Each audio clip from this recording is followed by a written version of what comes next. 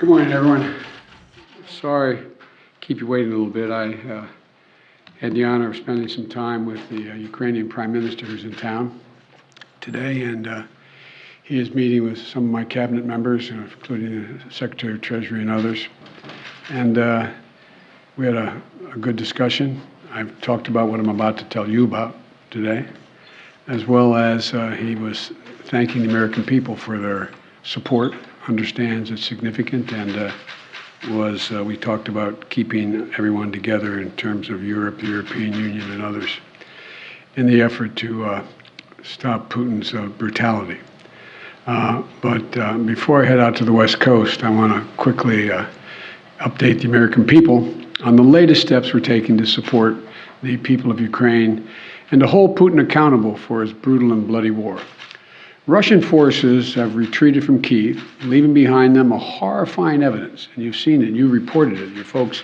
And by the way, I don't say this often, but I think we should give enormous credit to the folks with your agencies that are on the ground in Ukraine, in these spots, and they're really, I've spoken to several of them, we owe them. But uncovering these evidences of their atrocities and war crimes against Ukrainian people is so clear to the whole world now. Now they've launched and refocused their campaign to seize new territory in eastern Ukraine. And we're in a critical window now of time where they're going to set the stage for the next phase of this war. And the United States and our allies and partners are moving as fast as possible to continue to provide Ukraine the forces that they need, the weapons they need, the equipment they need, their forces need to defend their nation. Last week, I signed an $800 million package of security assistance to Ukraine that included new capabilities like artillery systems and armored personnel carriers, equipment that is responsive to Ukraine's needs and tailored to support the intensified fighting in the Donbas region, which is a different war than in other places because both topographically it's different. It's flat, it's not in the mountains, and it requires different kinds of weapons to be more effective. Today, I'm announcing another $800 million to further augment Ukraine's ability to fight in the east, in the Donbas region. This package includes heavy artillery weapons, dozens of howitzers, and 144,000 rounds of ammunition to go with those howitzers. It also includes more tactical drones. In the past 2 months, we've moved weapons and equipment to Ukraine at record speed. We've sent thousands of anti-armor and anti-missile helicopters, drones, grenade launchers, machine guns, rifles, radar systems. More than 50 million rounds of ammunition had already been sent. The United States alone has provided 10 anti-armor systems for every 1 Russian tank that's in Ukraine, a 10-to-1 ratio. We're sharing and will continue to share significant timely intelligence with Ukraine to help defend them against Russian aggression.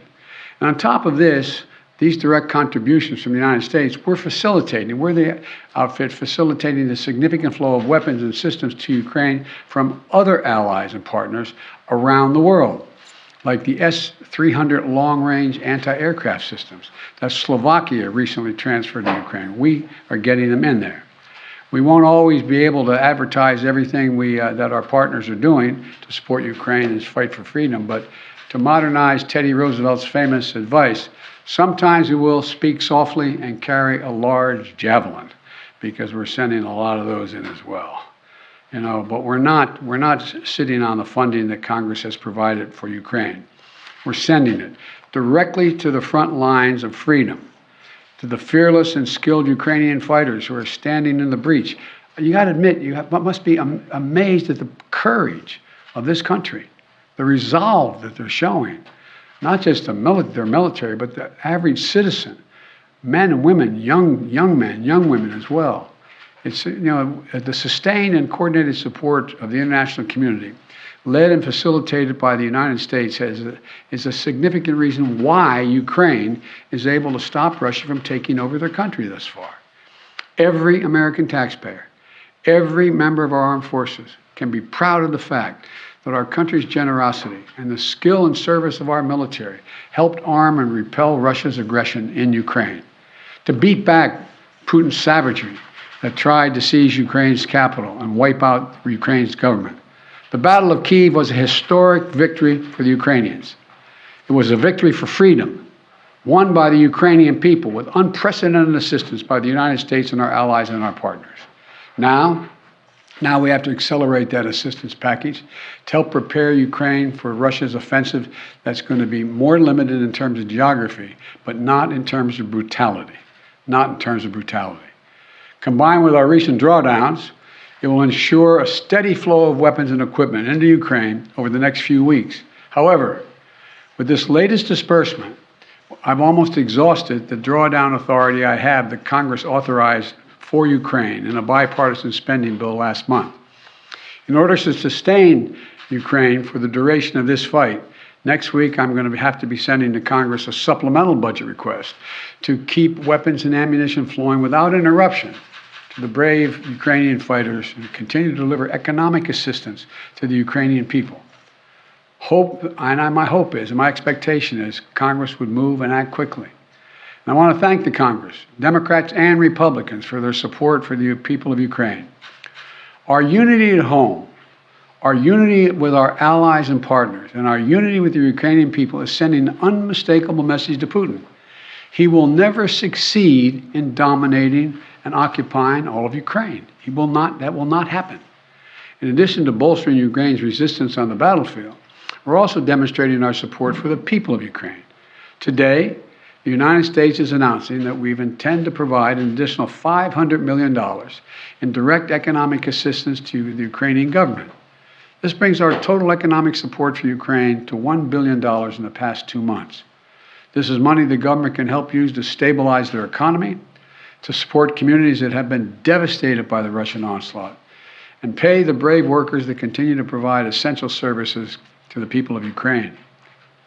You know, these past weeks have seen a terrible human cost of Putin's ambition for conquest and control. Approximately two-thirds of all Ukrainian children have been displaced from their home. More than 5 million Ukrainians have fled their country.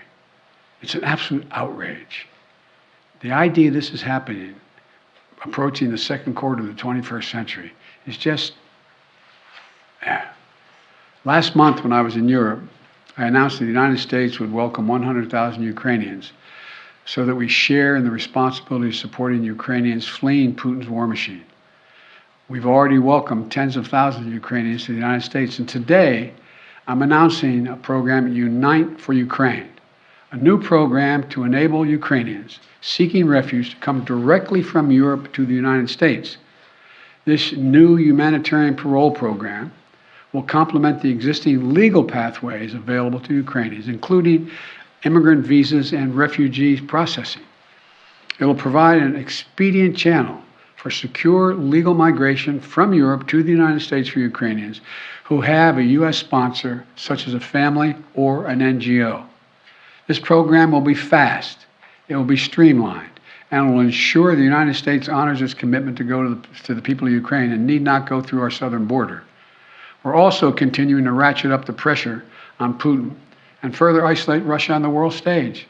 Yesterday, the Treasury Department rolled out additional measures to crack down on the entities and individuals attempting to evade our unprecedented sanctions, not just ours, but throughout the West. Today, I'm announcing that the United States will ban Russian-affiliated ships from our ports, as they did in Europe. That means no ship that sails under the Russian flag or that is owned or operated by a Russian interest will be allowed to dock in a United States port or access our shores. None. This is yet another critical step we're taking in concert with our partners in the European Union, the United Kingdom, Canada, and further to deny Russia the benefits of international economic system that they so enjoyed in the past. We don't know how long this war will last, but as we approach the 2-month mark, here's what we do know. Putin has failed to achieve his grand ambitions on the battlefield. After weeks of shelling Kyiv, Kyiv still stands. President Zelensky and his democratically elected government still remain in power. And the Ukrainian armed forces, joined by many brave Ukrainian civilians, have thwarted Russia's conquest of their country. They've been bolstered from day one by an unstinting supply of weapons, ammunition, armor, intelligence from the nations of the free world, led by us, the United States. As Russia continues to grind out the military advances and their military advances and the brutalities against Ukraine, Putin is banking on us losing interest. That's been my view. You heard me say this from the beginning. He was counting on NATO, European Union, our allies in Asia, cracking, moving away. He's betting on Western unity will crack. He's still betting on that. And once again, we're going to prove him wrong. We will not lessen our resolve. We're going to continue to stand with the brave and proud people of Ukraine. We will never fail in our determination to defend freedom and oppose tyranny. It's as simple as that. So again, I want to thank the American people. Thank the American people for their support of the Ukrainian people. This is our responsibility, it seems to me, and we've been able to hold the whole world together in this effort. So thank you very much. Thank you. I'm going to take just one or two questions. I got a plane to catch. What does Putin claiming control over Mariupol mean? How significant is that? Well, first of all, it's questionable whether he does control Mariupol. One thing for sure we know about Mariupol, he should allow humanitarian corridors to let people on that steel mill and other places that are buried under rubble to get out, That's what any head of state would do in such a circumstance. And so there is no evidence yet that Mariupol is completely fallen. Mr. President, on Title 42, sir, are you considering delaying lifting Title 42? No, what I'm considering is continuing to hear from well, first of all, there's going to be an appeal by the Justice Department, because as a matter of principle, we want to be able to be in a position where if in fact it is strongly concluded by the scientists that we need Title 42, that we be able to do that. But there has been no decision on extending Title 42. Thank you. Mr. President, how long can the U.S. maintain the level and pace of this military support for Ukraine? Well, we have the capacity to do this for a long time.